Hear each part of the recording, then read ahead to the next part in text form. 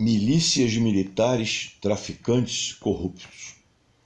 O Brasil vive tempos de caos e decadência, com problemas de todos os tipos, algemado desde passado de séculos por impérios e elites antinacionais. Eles têm sido amenizados pelas mentiras governamentais e as das instituições diversas, pelo adocicamento da grande mídia conservadora, apavorada com mudanças efetivas, pelas redes da internet, doentias e amalucadas e recheadas de fake news, fora as exceções, pela história oficial deturpada, pelo recurso constante aos segredos de um estado de exceção informal e implícito, usados em especial pelo STF, pelos genocídios disfarçados, violência e medo disseminados.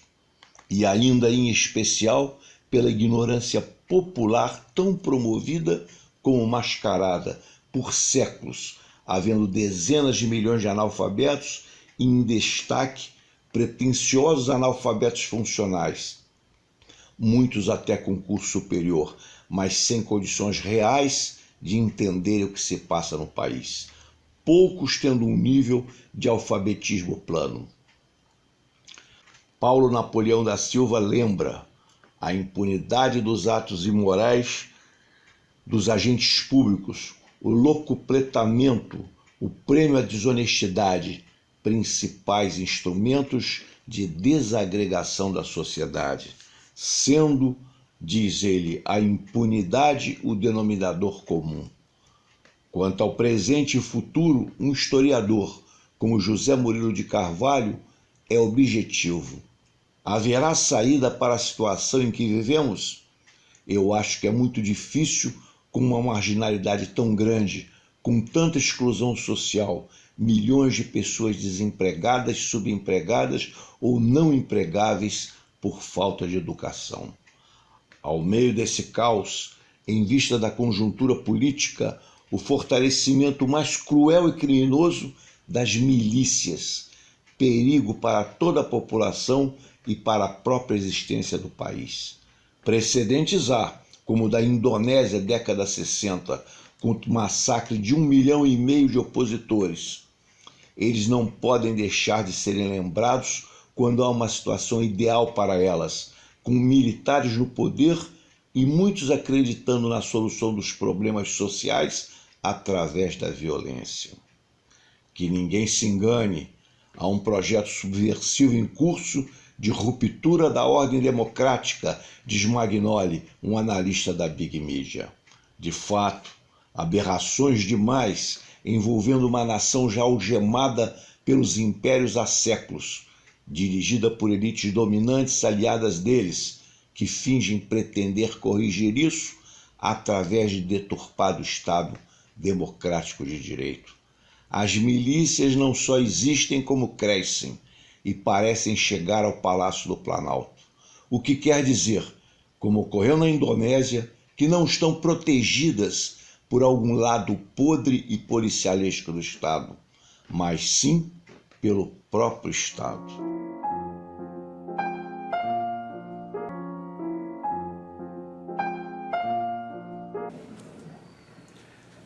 Meus amigos, Caminhando Jornal TV, número 35, o nosso Fatos em Destaque.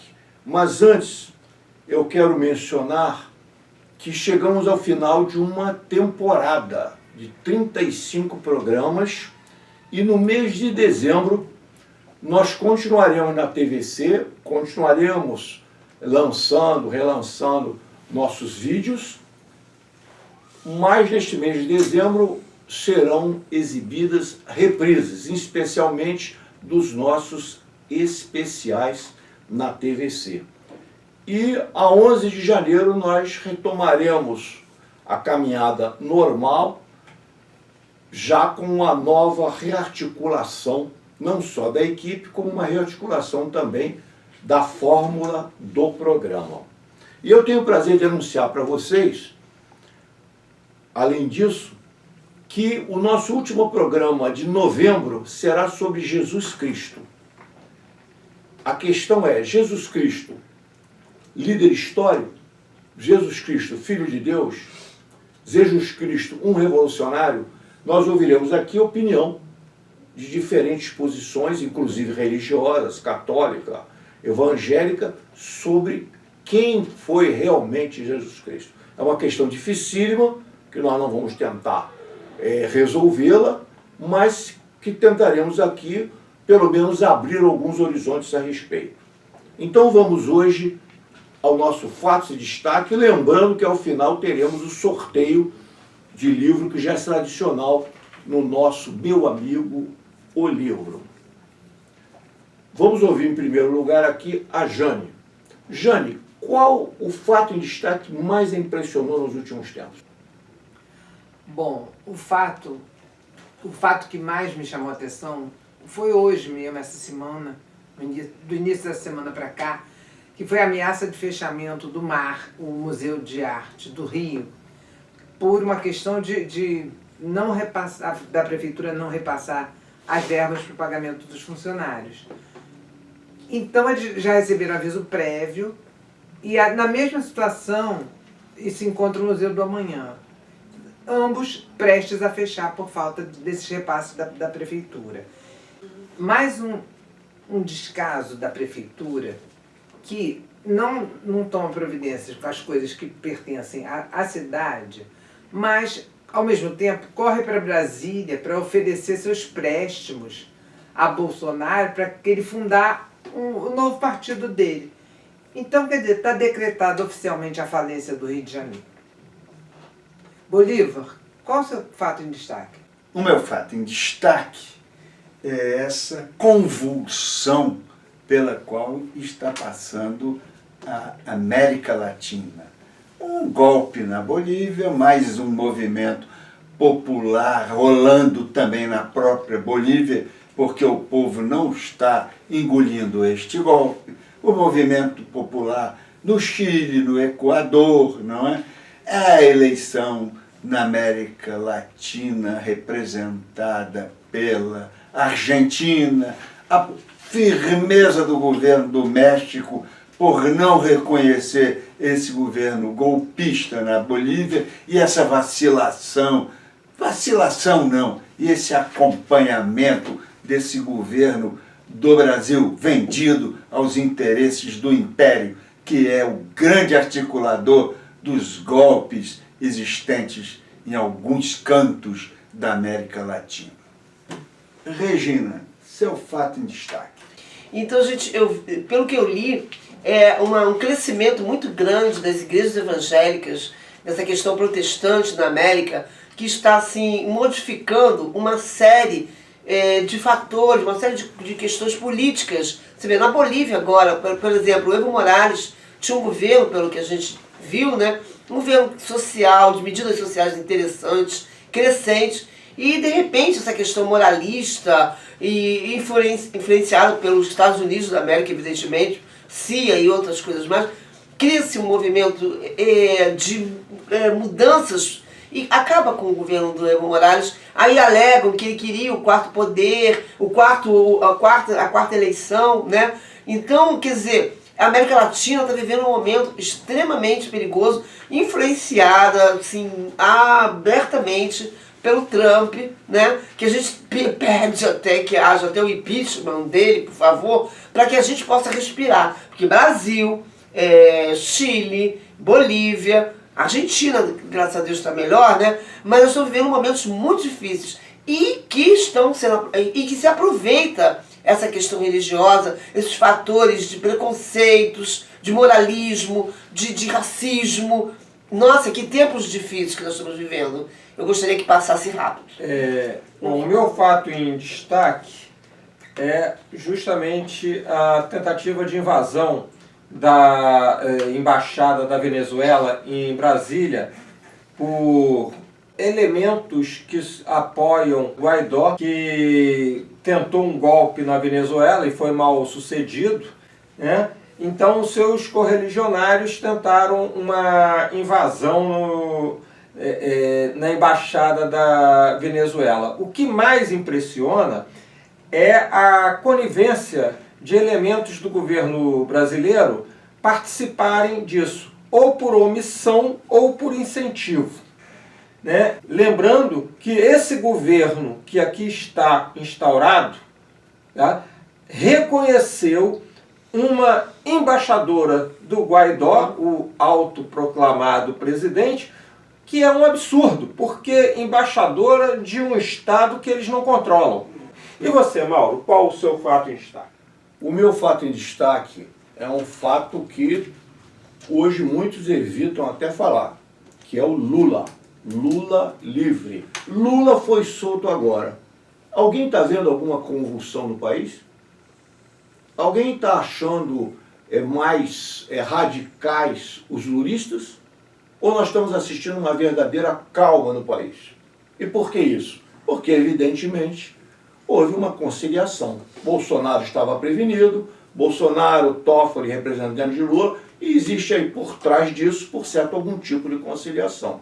Vejam que Lula chega a dizer, e eu quero aqui explicitar, que Moro é um canalha.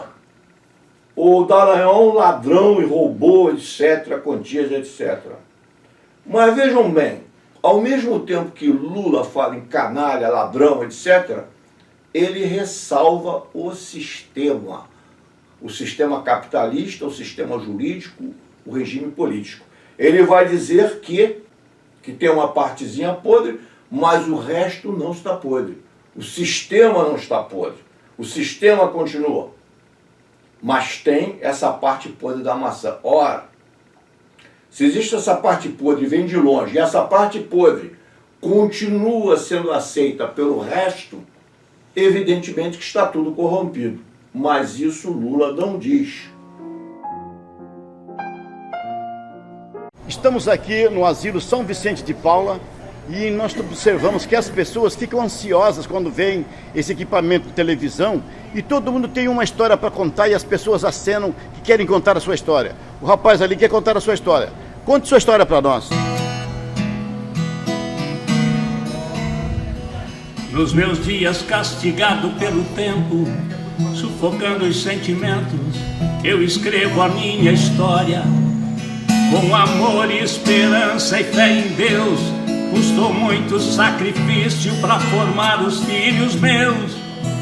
Neste asilo, unido pelo tempo, um replay de pensamento faz a cabeça girar. Revivendo na memória o que sonhei, quase no fim da jornada perguntar onde eu errei. Hoje sou um tanto faz, para quem eu tanto fiz, para quem eu tanto fiz. Hoje sou um tanto faz, hoje sou um tanto faz, para quem eu tanto fiz, para quem eu tanto fiz. Hoje sou um tanto faz.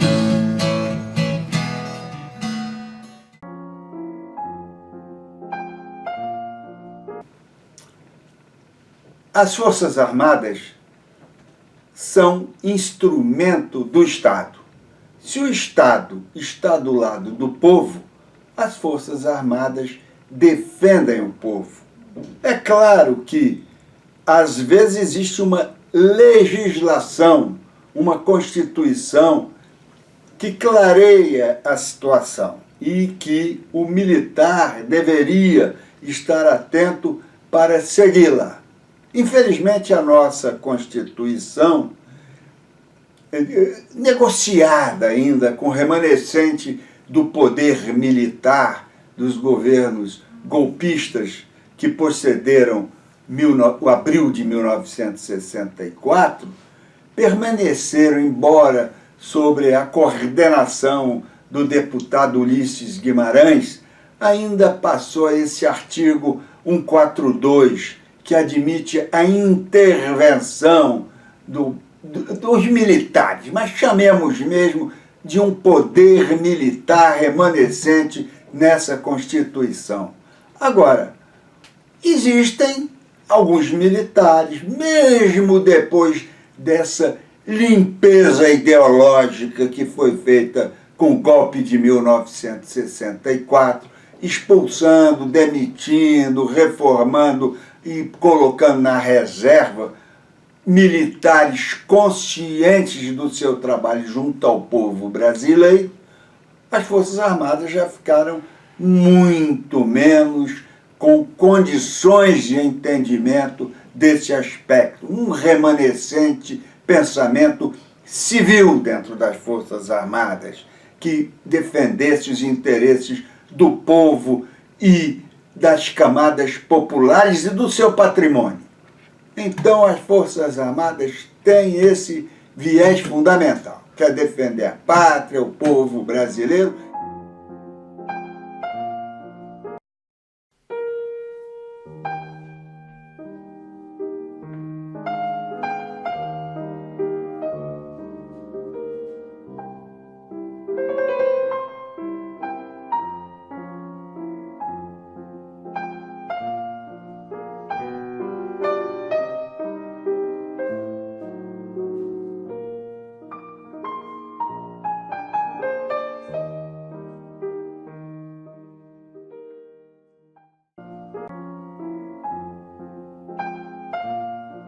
Uma vez que, basta dizer, o primeiro nome dessa república foi Estados Unidos do Brasil, o que mostra a característica dela.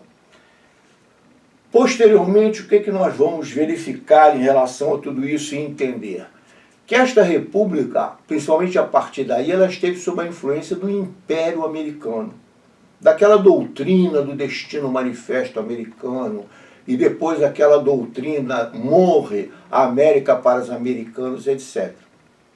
Nós tivemos sobre esta influência, porque os capitais americanos vão chegando sempre em dose cada vez maior e mostrando-se até mais interessantes que os ingleses. E o Brasil vai então se integrar e se acomodar a dois tipos de imperialismo, o inglês e o americano. Isso, no caso do inglês, ele vinha através do domínio real sobre Portugal, desde o Tratado de Methuen, muito antes da abertura dos portos do Brasil, 1700 e pouco, 1703, se não nos enganamos. Posteriormente, o que nós vamos anotar e saber em relação a isso? O que é a República? O que devemos entender? O que seria a República? Para Maquiavel haveria duas formas de governo. Nós teríamos o Principado e a República. Mais tarde, se popularizando, a monarquia e a República. A monarquia vitalícia, hereditária, etc. E a República com uma vigência temporária, eleições prévias, o poder sendo legitimado pelas eleições. Então nós teríamos assim a República, que seria a res publica, algo do povo, para o povo.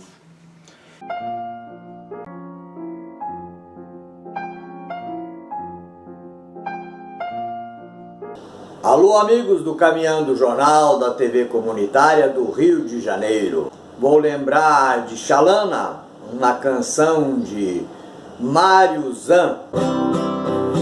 Lá vai uma xalana, bem longe se vai, levando remanso do rio Paraguai. Ó xalana, sem querer, tu aumenta minha dor, nestas águas tão serenas vai levando meu amor. Ó xalana, sem querer, tu aumenta minha dor, nestas águas tão serenas vai levando meu amor. E assim ela se foi, nem de mim se despediu. A xalana vai sumindo lá na curva do rio. E se ela vai magoada, eu bem sei que tem razão. Fui ingrato e feri o seu meigo coração.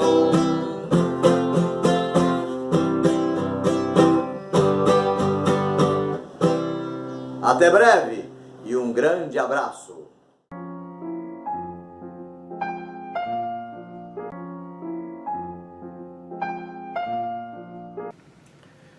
Meus companheiros, vejam só a gente sendo surpreendido pela medida provisória do governo Bolsonaro, que lança a carteira verde e amarelo, que na realidade ele havia prometido na época de campanha.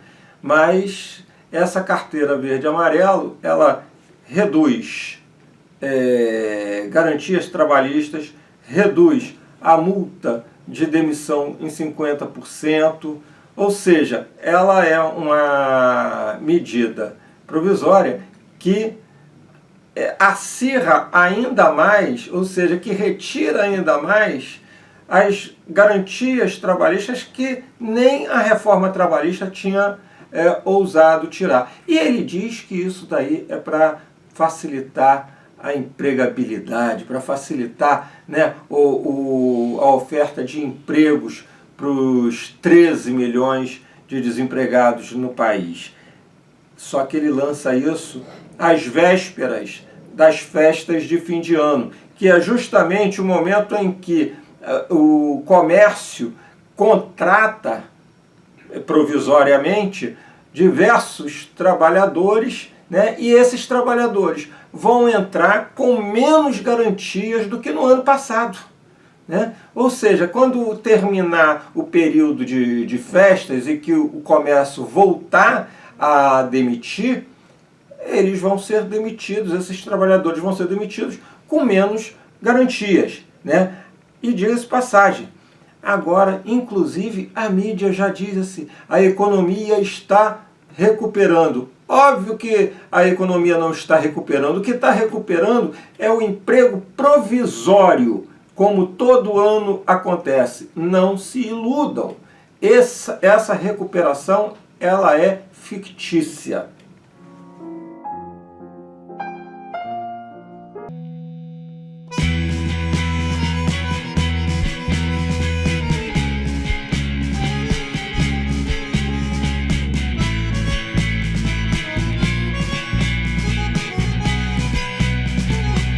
Una vez Flamengo, siempre Flamengo, Flamengo siempre yo he de ser.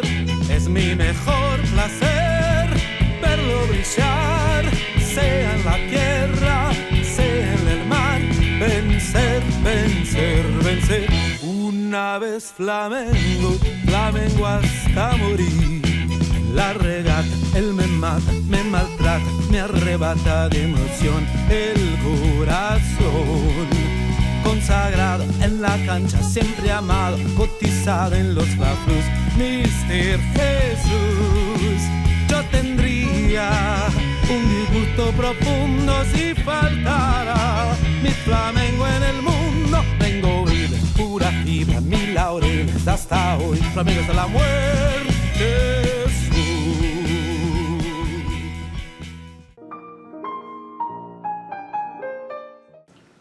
Meus amigos, estamos aqui agora com o nosso já tradicional Meu Amigo Livro. Na verdade, o nosso amigo livro, que é nosso professor, nos ensina, nosso companheiro de todas as horas, e que ainda não foi substituído pela internet. Hoje, o livro a ser sorteado é Elsa, a Garota, de Sérgio Rodrigues. Um livro novo e um belo livro, um romance, a história da jovem comunista que o partido matou.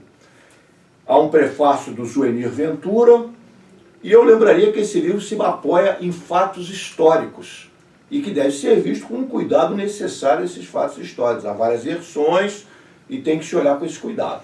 Mas as linhas gerais parece que são essas nas circunstâncias. E nós daremos agora de bônus ainda Padre Inciso Tiradentes e Zé Povão versus Ali Babá no País da Enganação. É um folhetim de Marinho dos Palmares, tipo cordel, mas um cordel urbano, pois já existem aqueles autores desses cordéis que são citadinos. Eles se mudaram para as cidades, eles têm um certo nível cultural e já têm uma sofisticação maior. Então, vamos dar aqui, junto com o livro, esse cordel. Então vamos sortear o livro Elza, a Garota, que além de uma diversão, é um ensinamento histórico e uma reflexão. Então vamos lá, o nosso agitador oficial, Jane. Ela vai dar... Qual o número? O número é 22. O número que sorteou agora, nesse exato momento, é o número 22. 22. O 22 é Jackson Charles. Parece brincadeira. O Jackson, que já esteve aqui, etc., é o número 22, com esse livro Elza. O Jackson Charles foi vencedor. Jackson, o livro lhe será entregue, parabéns. E eu, enquanto tivermos estoques, nós sortearemos outras vezes, às vezes o mesmo livro, porque ainda temos alguns em reserva. Esse livro foi Elza, Garota, de Sérgio Rodrigues.